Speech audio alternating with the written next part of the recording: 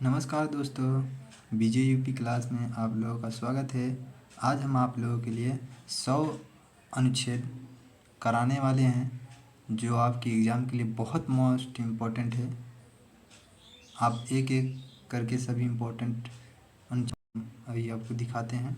चलिए वीडियो को आप शुरू करते हैं। अनुच्छेद 1, संघ का नाम और क्षेत्रफल आता है अनुच्छेद 1 में। अनुच्छेद 2 में नए राज्यों का प्रवेश या स्थापना की जाती है। अनुच्छेद 3 में नए राज्यों का निर्माण या मौजूदा राज्यों की सीमा नामों में परिवर्तन किया जाता है। अनुच्छेद 4 में अनुसूचियों संशोधन से संबंधित व्यवस्थाएं बताई गई हैं। अनुच्छेद 5 में संविधान लागू होने के समय नागरिकता के बारे में बताया गया है। अनुच्छेद 6 में पाकिस्तान से आए हुए व्यक्तियों की नागरिकता के बारे में बताया गया है। अनुच्छेद 7 में पाकिस्तान गए और लौटे व्यक्तियों की नागरिकता के बारे में बताया गया है। आर्टिकल 8 में विदेश में रहने वाले भारतीय मूल के लोगों की नागरिकता के बारे में बताया गया है। आर्टिकल 9 में विदेशी नागरिकता लेने से भारतीय नागरिकता समाप्त हो जाती है। आर्टिकल 10 नागरिकता का निरंतर अधिकार है। आर्टिकल 11 संसद को नागरिकता संबंधित कानून बनाने का अधिकार है। आर्टिकल 12 राज्य की परिभाषा के बारे में बताया गया है।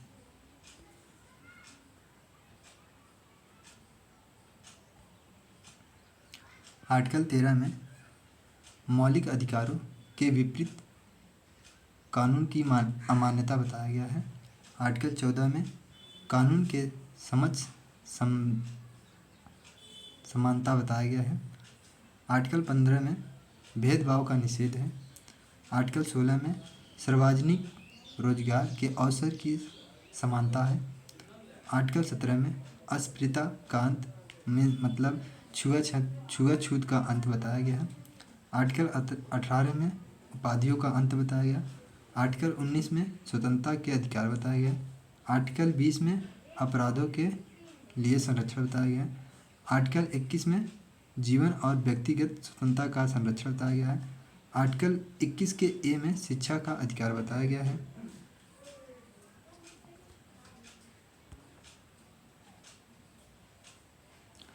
आर्टिकल 22 में गिरफ्तारी और नज़रबंदी के संरक्षण बताए गए हैं। आर्टिकल 23 में मानव तस्करी और जबरन मजदूरी का निषेध के बारे में उल्लेख बताया गया है। आर्टिकल 24 में बालकों से खतरनाक रोजगार का निषेध के बारे में बताया गया है। आर्टिकल 25 में धर्म की स्वतंत्रता का अधिकार बताया गया है। आर्टिकल 26 में धार्मिक मामलों का प्रबंध करने की स्वतंत्रता बताई गई है। आर्टिकल 27 में करों द्वारा किसी धर्म के प्रचार का निषेध हो। आर्टिकल 28 में धार्मिक शिक्षा का निषेध कुछ अपवाद सहित। आर्टिकल 29 में अल्पसंख्यकों के हितों का संरक्षण। आर्टिकल 30 में अल्पसंख्यकों को शैक्षिक संस्था स्थापित और संचालित करने का अधिकार। आर्टिकल 31 में संपत्ति का अधिकार 1978 के मौलिक अधिकारों से हटा दिया गया है। आर्टिकल 32 मौलिक अधिकारों के प्रवर्तन के लिए संवैधानिक उपचार का अधिकार है। आर्टिकल 33 सशस्त्र बलों आदि के सदस्यों के मौलिक अधिकारों पर प्रतिबंध लगाने की संसद की शक्ति है। आर्टिकल 34 मार्शल लॉ के दौरान मौलिक अधिकारों का प्रतिबंध। आर्टिकल 35 संसद द्वारा कुछ अधिकारों के प्रवर्तन से संबंधित कानून। आर्टिकल 36 राजनीति निर्देशक सिद्धांतों के प्रयोजक के लिए राज्य की परिभाषा। आर्टिकल 37 निर्देशक सिद्धांतों का अनुपालन करने का राज्य का दायित्व है। आर्टिकल 38 सामाजिक व्यवस्था का संवर्धन और लोगों के कल्याण की सुरक्षा। आर्टिकल 39 राज्य की नीति निर्देशक सिद्धांत विशेष रूप से नागरिकों के अधिकार और समानता। आर्टिकल 39 के ए समान न्याय और निःशुल्क विधिक सहायता। आर्टिकल 40 ग्राम पंचायतों का संगठन। आर्टिकल 41 बेरोजगारी, बुढ़ापी, बीमारी आदि में सार्वजनिक सहायता का अधिकार है। आर्टिकल 42 काम की उचित और मानवीय परिस्थितियाँ तथा मातृत्व राहत। आर्टिकल 43 में मजदूरों को जीविका के लिए पर्याप्त वेतन और सम्मानजनक जीवन स्तर। 43 के ए में उद्योगों में श्रमिकों की प्रबंधन में भागीदारी। आर्टिकल 44 सभी नागरिकों के लिए समान सिविल संहिता। आर्टिकल 45 6 वर्ष तक के बच्चों के लिए प्रारंभिक बचपन की देखभाल और शिक्षा। आर्टिकल 46 अनुसूचित जाति और जनजाति कमजोर वर्गों के शैक्षिक व आर्थिक हितों का संवर्धन। आर्टिकल 47 पोषण स्तर, जीवन स्तर का संवर्धन और जन स्वास्थ्य का सुधार।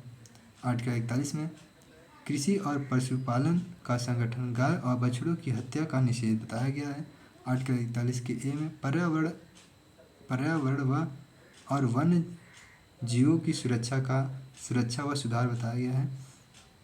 आर्टिकल 49 में राष्ट्रीय महत्व के स्मारकों, स्थानों और वस्तुओं का संरक्षण बताया गया है। आर्टिकल 50 में न्यायपालिका को कार्यपालिका के पृथक करना।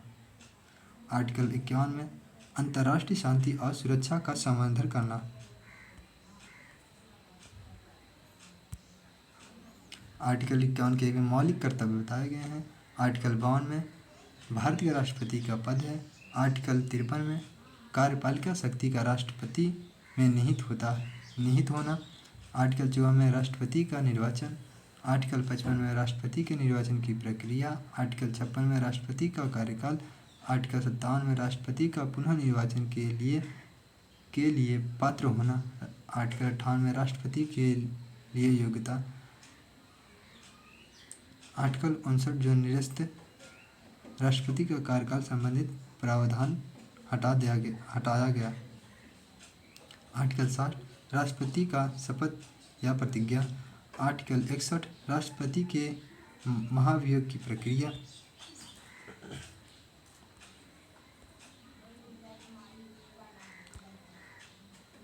आर्टिकल 62 राष्ट्रपति के चुनाव को भरने और समय की व्यवस्था।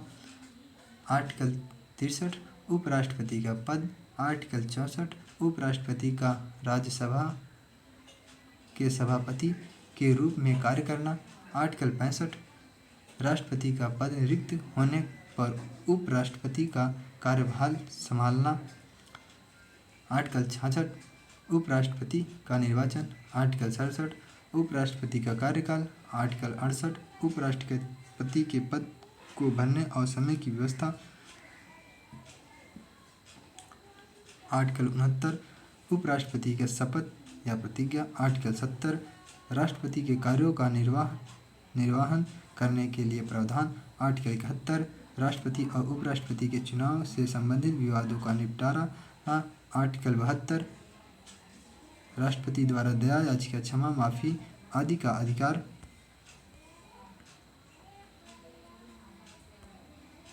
आर्टिकल 73 केंद्रीय और कार्यपालिका शक्ति का विस्तार। आर्टिकल 74 राष्ट्रपति को सहायता और सलाह देने के लिए मंत्रिपरिषद।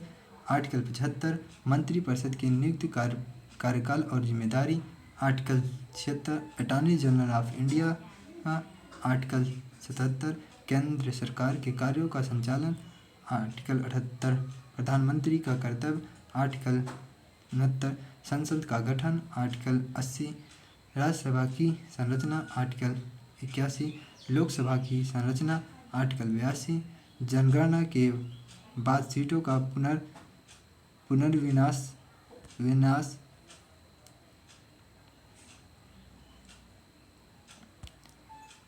आर्टिकल 83 लोकसभा और राज्यसभा का कार्यकाल।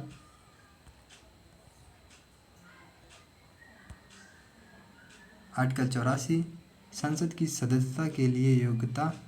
आर्टिकल 85 संसद के सत्रों का आह्वान और स्थगन। आर्टिकल 86 राष्ट्रपति का संसद को संबोधन।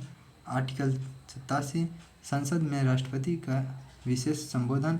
आर्टिकल 88 अटॉर्नी जनरल और मंत्रियों का सदस्य संसद की कार्यवाही में भाग लेने का अधिकार। आर्टिकल 89 राज्यसभा के सभापति और उपसभापति। आर्टिकल 90 सभापति और उपसभापति का पद रिक्त होना या हटा जाना। आर्टिकल 91 सभापति और उपसभापति के कार्यभार का निर्वहन। आर्टिकल 92 सभापति और उपसभापति का वेतन और भत्ते। आर्टिकल 93 लोकसभा के अध्यक्ष और उपाध्यक्ष। आर्टिकल 94 अध्यक्ष और उपाध्यक्ष का पद रिक्त होना या हटाना।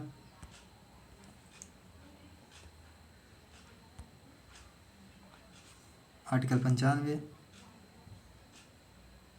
अध्यक्ष और उपाध्यक्ष के कार्यभार का निर्वाह। आर्टिकल 96 लोकसभा के अध्यक्ष या उपाध्यक्ष के खिलाफ प्रस्ताव पर अध्यक्षता। आर्टिकल 97 अध्यक्ष या उपाध्यक्ष सभापति और उपसभापति के वेतन और भत्ते। आर्टिकल 98 संसद के सचिवालय। आर्टिकल 99 संसद के सदस्यों की शपथ या प्रतिज्ञा। आर्टिकल 100 संसद में मतदान और बहुमत के नियम। आर्टिकल 101 संसद की सदस्यता की योग्यता की स्थिति में सीट या रिक्त होना। आर्टिकल 102 संसद की सदस्यता के लिए योग्यता। आर्टिकल 103 अयोग्यता के मामलों का निर्णय राष्ट्रपति द्वारा।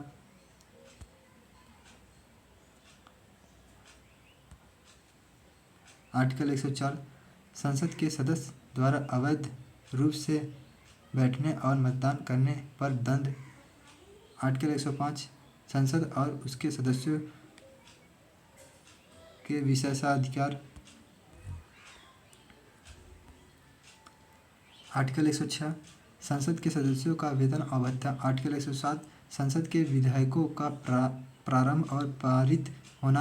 आर्टिकल 108 संयुक्त बैठक की व्यवस्था। आर्टिकल 109 धन विधेयक या प्रारंभ और पारित होना। आर्टिकल 110 धन विधेयक की परिभाषा। आर्टिकल 111 राष्ट्रपति द्वारा विधेयक पर सहमति या वापसी।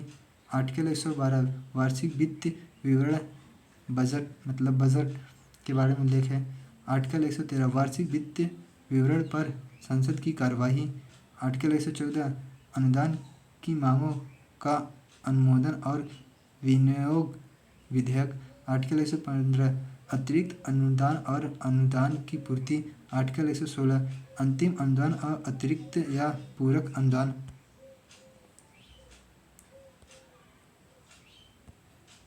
आर्टिकल 117 वित्त विधेयक। आर्टिकल 118 संसद की कार्यपालिका और कार्य संचालन के नियम। आर्टिकल 119 संसद की कार्यवाही में भाषा।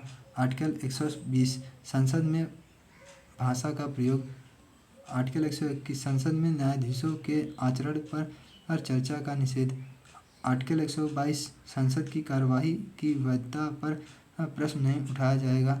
आर्टिकल 123 राष्ट्रपति का अध्यादेश जारी करने का अधिकार।